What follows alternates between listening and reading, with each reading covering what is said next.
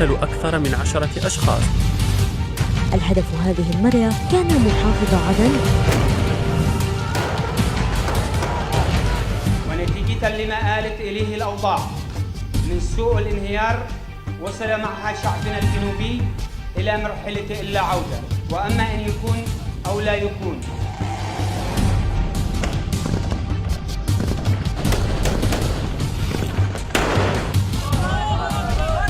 وبإذن الله أصبح المعسكر تحت سيطرتنا، واستطعنا أن ندحر قوى الشر وننهيهم إلى الأبد.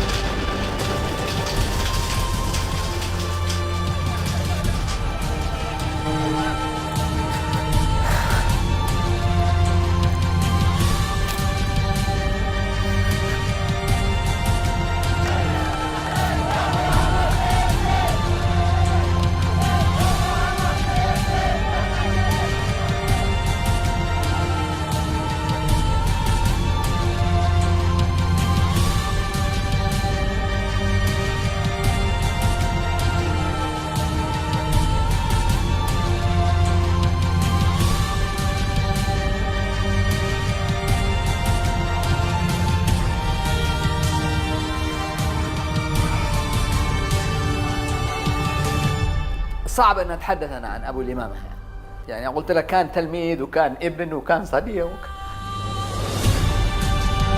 لست وحدك من أحب القائد أبا اليمامة، لست وحدك، فالناس كل الناس أحبوه كحب الأحرار للحرية والوطنيين لأوطانهم. وجدت كما وجدوا فيه المثل الأعلى للقائد العسكري القدوة، ونال في تقديرهم أعلى مستويات الرمزية الوطنية الجنوبية حياً وميتاً. تفاخر به والأجيال كما يفاخر الصينيون بقائدهم المحارب سان تزو، والليبيون بالمجاهد عمر المختار، واللاتينيون بجيفارا. ولعلك تحصي ما أنجزه بوقت قياسي في حين أخفق الآخرون طيلة أعوام وعقود.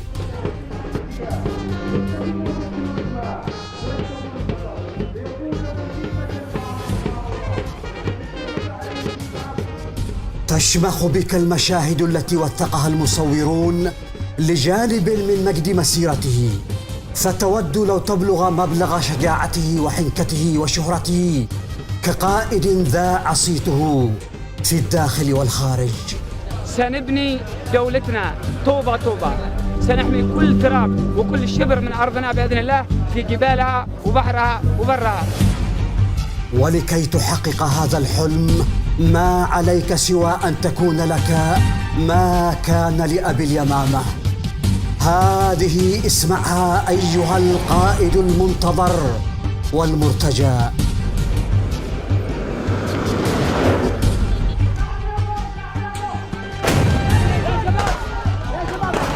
كان له قلب أسد ويد زاهد تضرب الغزاة ضرب الحديد.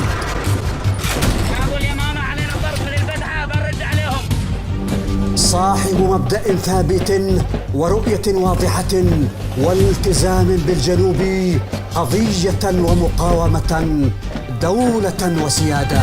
سنضرب بيد من حديد ضد من تسول نفسه في استغراق أمننا أو استعادة دولتنا. محارب للاحتلال، مكافح للإرهاب جندياً وقائداً، مدرك بأهمية لحمة الصف الجنوبي كزعيم سياسي جامع. كل قائد انزلوا لكل معسكر، كذا نبني للأفراد ونبني البنية التحتية. وكما كان القائد الشهيد منير أبو اليمامة، تكون أيضاً تبني وتحارب في آن واحد، تتقدم للموت كي يحيا الآخرون، تخوض ميادين الوغى بثقة قائد لا يهزم، قائد يقاتل كجندي ويبدأ التضحية بنفسه. للجنوب تغضب وللجنوب تبتسم، تغني أنشودة الانتصار، وللشهداء تتلو قسم الوفاء، وترفع أكف الضراعة بالرحمة والخلود. فدائي لإنسانية الإنسان وحقوقه. تفرح بالناس المبتهجين بصنيع ما أنجزت، تفكر بعمق في كل خطوة، لكنك لا تتراجع عن درب شقه الشهداء بدمائهم. أرواحنا رخيصة لعدن ولكل أبناء الجنوب. نعاهد شهدائنا بأن احنا على دربهم سائرون إلى أن تحقق بإذن الله النصر. عند هذا الارتفاع الشامخ وحيث تدور الكاميرا حول مهابة المكان، قرى معلقة في متون الجبال المدرعة بالغيم المطرز بالنجوم والديار، ولد القائد العسكري الملهم والقدوة الشهيد الرمز منير محمود أبو اليمامة. في منتصف الصعود إلى يافع بريخ الجنوب الأخضر ومآثره التاريخية التي شهدت انطلاقات سيف سرو حمير إلى كل المدائن والأصقاع، حتى استودعه قدر ذاك الزمن الضارب في قدم الحضارات ميراثاً لقادة كانوا عند مستوى سلطانه وسلطاته. كان آخرهم منير محمود أحمد أبو اليمامة، المولود عام 1974 في هذا المنحدر الجبلي الرهيب بمنطقة مشألة. قادته سجاياه القيادية إلى المدرسة كتلميذ متفوق ومبادر تجاوز في فكره وفعالية عمره. بدا مبكرا فتى استثنائيا يترجل مدركاته الواعية صعودا إلى السقف العالي للتأملات الفلسفية العميقة للحاضر والمستقبل للوطن والثورة، ومن خلالها اختار مسرح جدارته. كان إنسان منفتح وفيه يعني زي ما تقول بروز القيادة منذ صغره حتى في المدرسة. كان من أبرز وأذكى وأخلق التلاميذ داخل المدرسة. دائما كنت أستعين فيها في حل قضايا الطلاب، وأستعين به في المراسلات داخل المدرسة بين أولياء الأمور وإدارة المدرسة. كان دائما سباقنا يذهب إلى القرية في أعطاء القرية والقرى المجاورة للمدرسة. في قرية الرباط تحديداً تزعم أسطورة الانتقال من الطفولة إلى البطولة. في عام 1989 التحق القائد منير محمود أحمد أبو اليمامة بالجيش الجنوبي وأكمل تعليمه الثانوي في مدارس الجيش. رشح تفوقه في المؤسسة العسكرية مبكراً، فتم ترشيحه لدورة أكاديمية في العلوم العسكرية والسياسية. تزامن تخرجه عام 1993 مع تأزم الوضع بين الشمال والجنوب، فكان في تقدير القادة أكثر الضباط حنكة وكفاءة وشجاعة، ليتولى بتعيين من القائد البطل محمود الصبيحي مهمة قيادة السرية الخاصة بتحرير قاعدة العناد الجوية. ونظرا لنجاحاته في ذات المهمة ومهام استثنائية أخرى أسندت إليه لا سواه، أقر وزير الدفاع حينها هيثم قاسم طاهر ترقيته إلى رتبة نقيب. اجتيح الجنوب وغادر رفاق السلاح ساحة المعركة إلى خيارات جميعها قسرية قاهرة، إلا الخيار الفدائي الذي استدارت له إرادة القائد منير محمود أحمد المشألي أبو اليمامة، وذلك بالعودة من المنفى إلى أرض الوطن لاستئناف المقاومة والكفاح المسلح ضمن رعيل التأسيس الأول للمقاومة الجنوبية بقيادة القائد عيدروس قاسم الزبيدي. تشكيل المقاومة الشعبية الجنوبية في ربان، وبدأنا بحصار معسكرات الاحتلال ومن ثم السيطرة عليها. لم يتحمل عذابات الفرجة إلى وطنه المحتل، لكنه تحمل عذابات السجن حين اعتقل أكثر من مرة وحكم عليه بالإعدام. عقب تحرير العاصمة عدن والمحافظات الجنوبية المجاورة من الميليشيات الحوثية، جرت أحداث جد خطيرة جرى بعث العناصر الإرهابية على نحو متسارع ومرعب. فأين كان أبو اليمامة حين اختفى قادة التنازع على الألقاب في المقاومة والجيش، وتعايش آخرون مع عاصب الرأس بالخرقة الداعشية، وانتشرت سلطة الأمراء من القاعدة وداعش الإرهابيين في مناطق عدة بالعاصمة عدن ولحج وأبين، وتحولت الخلايا إلى سرايا والأوكار إلى مراكز معلنة.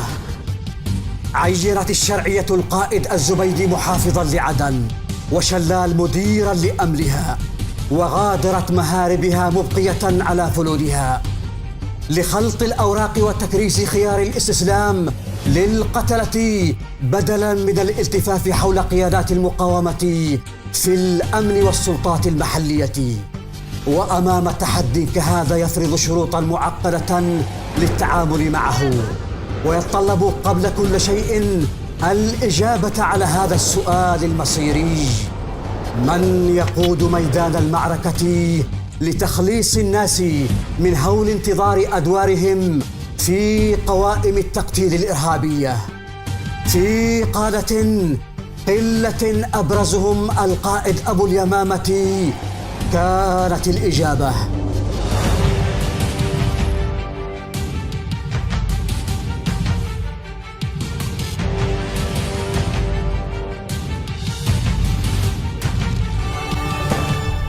من هنا ستبتني رجال الجنوب، من هنا ستبتني أرض الجنوب، من هنا ستبتني معسكرات الجنوب.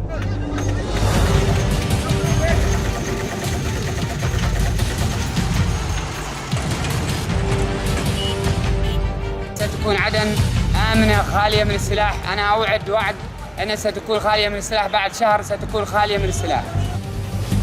بدعم وإسناد من قوات التحالف العربي ومن القوات الإماراتية على وجه الخصوص، طهرت العاصمة عدن من العناصر الإرهابية، وبقيت خلايا متغطية بسواتر عدة.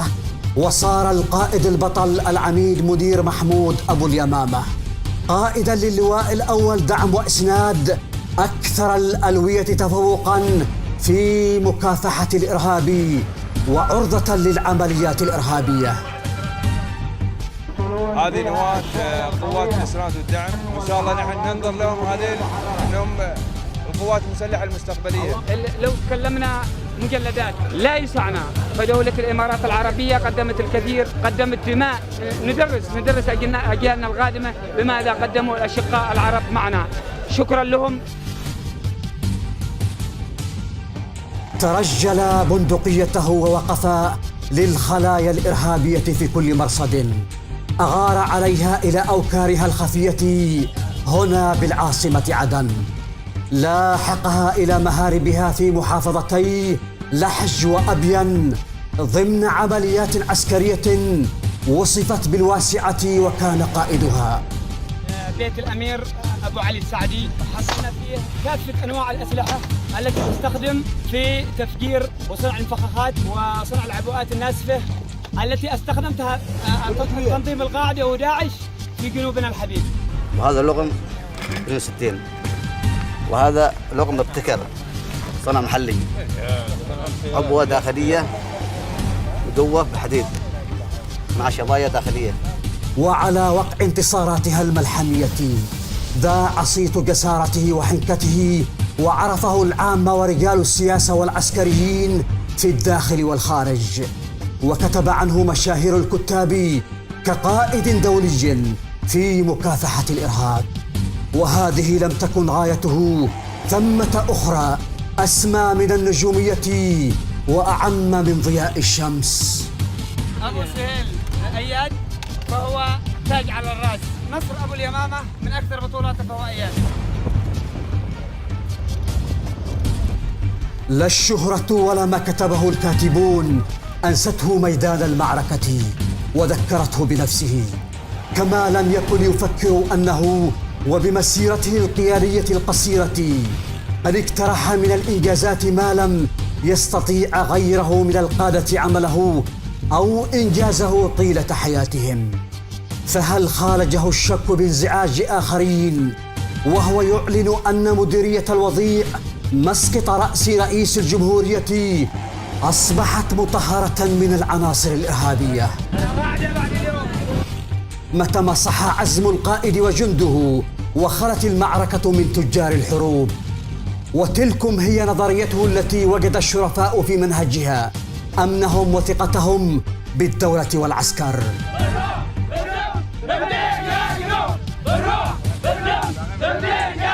بالروح بالدم نفديك يا جنوب. ومضيت بعهد الرجال للرجال تعلمنا قيم الفداء، وكيف تتعاظم مكاسبه ويتراكم ثمنه حتى دفعت بروحك الطاهرة. أفتنا يا أبا اليمامة، بالحرب وحدها تكمن القوة وتحل الهزيمة بالأعداء وتستعاد الأوطان ويعود السلام. تمركز جهد واهتمام القائد الفذ الشهيد منير اليافعي أبو اليمامة في أولويات ثلاثة: استعادة الدولة الجنوبية وبناء قوتها الدفاعية والأمنية ومكافحة الإرهاب. أما أولوية البناء فقد تجلت في اللواء الذي يقوده. قال لكبار القادة العسكريين ذات يوم: ما هو البناء الذي يحتاجه جيش الجنوب ويتحتم عليهم الشروع به كهدف ورهان وإثبات الجدارة أمام العالم؟ لنثبت للعالم مدى بنائنا قتاليا وفكريا، وكمان بنائنا للبنية التحتية، لأنه في كثير من القادة العسكريين لا يهمهم سوى كروشهم. رحنا بنبحث عن وطن، والوطن ها هو لازم سنبنيه. كنت حقا قائدا محنكا قويا ثابتا واضحا صلبا شجاعا فدائيا مقداما. وكنت في نفس الوقت إنسانا طيبا بسيطا متواضعا حواريا وطنيا وفيا قريبا من الناس الذين امتلكت شغاف قلوبهم، لأنك ذبت عنهم العداء ودرأت عنهم الفتن وسعيت إلى إصلاح ذات البين. لا مجال القضايا الثار، لا مجال القضايا الداخلية بيننا. تعطي مثال بأن التسامح أعظم درجته من الحق. متى موعد الاحتفاء بالخلاص والقلق ينهض بك هكذا إلى فجائية الارتياب من المدى المفتوح لفاجعة غدر الجبناء؟ كيف وقد توقفت عقارب الوعد والزمن الواعد بتوقف نبض قلبك؟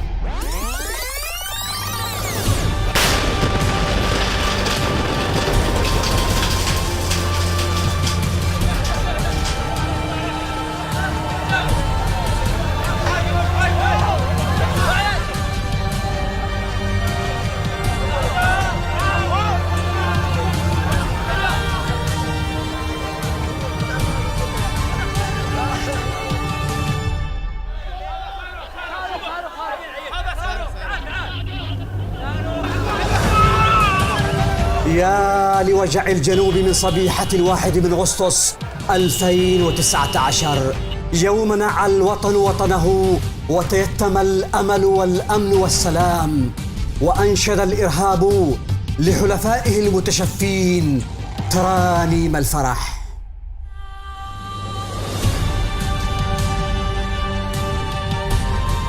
قتلوك ليشهد العالم كيف سيترجل حذاؤك وجوههم، وكيف سيتناجون خشية الموت وعاقبة الفرار المهين تحت وقع موج دمك الضارب بالرجال الثائرين. قتلوك بحقد الانتقام الأزلي لخرافة الكهوف وخبث الخلافة السياسية الداعشية معا، وقد جهلوا أن العظماء لا يموتون. عزائنا هو استعادة وطننا ومحاربة هذا الفكر الضال الإرهاب. فهناك آلاف الفهود الموجودة في أبين والجنوب لتأمينه من عناصر هذا الشر والإرهاب، عناصر الأخوان التي لا يمكن نسمع لها أن تدنس أرض الجنوب. فإننا سائرون إلى التحرير والاستقلال واستعادة دولتنا مهما كان. لن نحيد عن هذه المسيرة التي سالت الدماء من أجلها، فأما النصر أو الشهادة.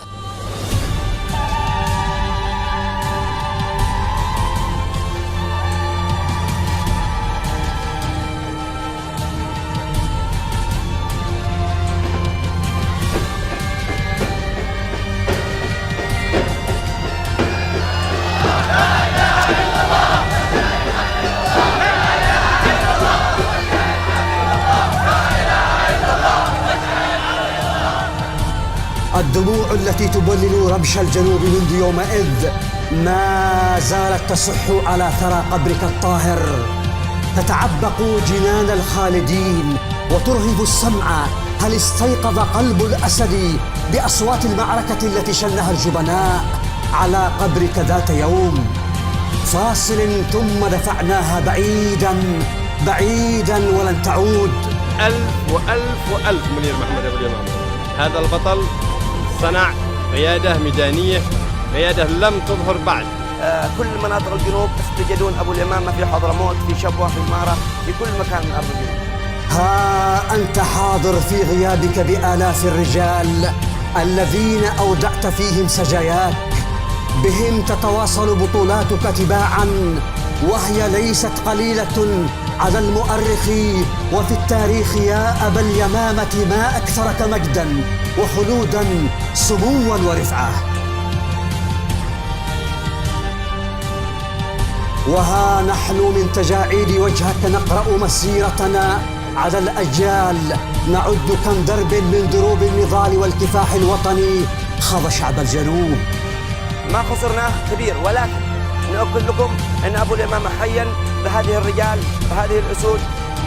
كم درب أضاءته بندقيتك ورفاقك الأولين واللاحقين من عقدي العمل العسكري السري وليالي الاقتحامات لمواقع ومعسكرات جيش الاحتلال وصباحات الملاحقات والغبن اليومي، إلى عشرية النضال السلمي الجنوبي التحرري وملاحم التحرير المسلحة هذه التي يعيش الجنوبيون آخر فصولها بزخم دمك الفوار في كل قلب جنوبي جسور. ثقوا كل الثقة بأن نحن سائرون إلى التحرير والاستقلال. وتحيات قائدنا اللواء عيدروس الزبيدي. ونعار الشهيد أبو اليمامة رحمه الله وأسكنه فسيح جناته، إننا على دربهم سائرون بإذن الله تعالى، منتصرون في كافة الملاحم والمعارك القادمة لتحرير واستقلال بلادنا وعاصمتها عدن إن شاء الله كاملة السيادة. نؤكد لأبناء شعبنا الجنوبي العظيم إننا على الماضي وعلى العهد، عهد الرجال للرجال، الرحمة للشهداء، شفاء العاجل للجرحى، وإنها لثورة حتى النصر بإذن الله تعالى.